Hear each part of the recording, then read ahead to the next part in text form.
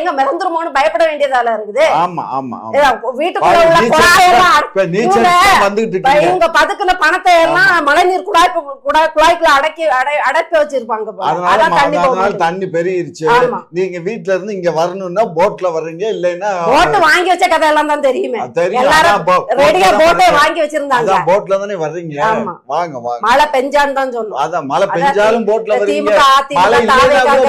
தவளை மூலையும் அணில் மூலையும் தான் இருக்கும், ஒண்ணும் பண்ண முடியாது. நீங்க மழை இல்லைன்னா கூட உங்களை மாதிரி எல்லாம் போட்ல தாமா வருவீங்க.